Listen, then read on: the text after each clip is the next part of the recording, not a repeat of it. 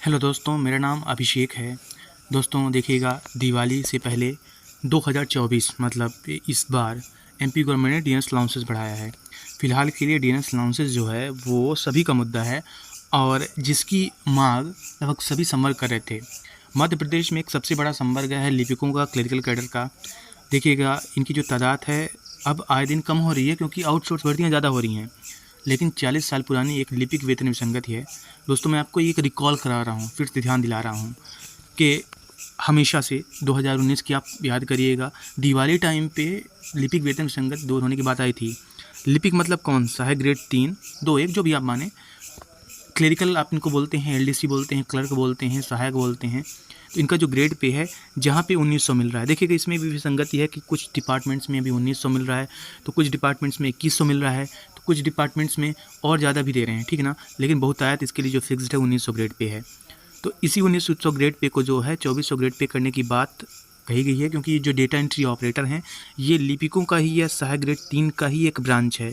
मतलब सहायक ग्रेड 3 उससे छोटा नहीं है, डेटा एंट्री ऑपरेटर इसी का एक भाग है।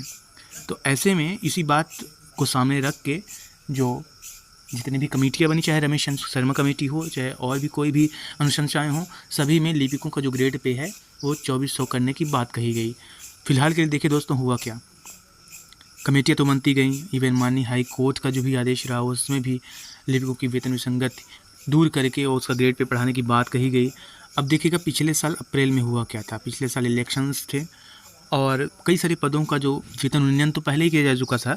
देखिएगा, 51 पदों का एक साथ एक मुश्त 2018 में जो वेतन है वो बढ़ाया गया था एमपी में, एमपी गवर्नमेंट में। मतलब 51 पदों का वेतन जो है, सैलरी है, जो ग्रेड पे जो है वो बढ़ा दिया गया था।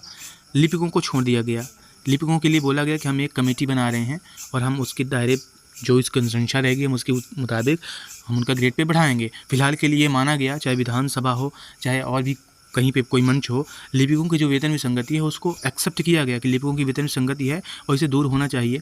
लेकिन कब तक होगी, ये इस पे कोई क्लियर कट जवाब नहीं आया। फिलहाल के लिए देखिएगा, अप्रैल में हुआ क्या था। जो फाइनेंस डिपार्टमेंट है एमपी गवर्नमेंट का, अप्रैल 2023 में एक परिपत्र जारी करता है। परिपत्र नहीं इसे बोलेंगे, इसे हम बोलेंगे लेटर सीधा, सचिव जी के नाम। और इसमें क्या बोलता है कि जो कर्मचारी आयोग है कि इनका जो ग्रेड पे है ये बढ़ाया जाए, ठीक है ना। तो इसके लिए आप एक परीक्षण करके हमें दीजिए। अब देखिएगा, ये जो समिति है परीक्षण करके अप्रैल के बाद से, अप्रैल 24-23 के बाद से अब तक अपनी जो रिपोर्ट है वो तो कोई दी नहीं। रिपोर्ट एक समिति की आई थी, सिंघल आयोग जिसे बोलते हैं। तो जुलाई 2024 में ही रिपोर्ट आई। ऐसी बात सामने आई कि माननीय जो वित्त मंत्री जी हैं उनके पास वो रिपोर्ट जा चुकी है, जिसका एक्सटेंड ड्यूरेशन फिर कर दिया गया 6 महीने, मतलब दिसंबर में एक्सपायर होगा।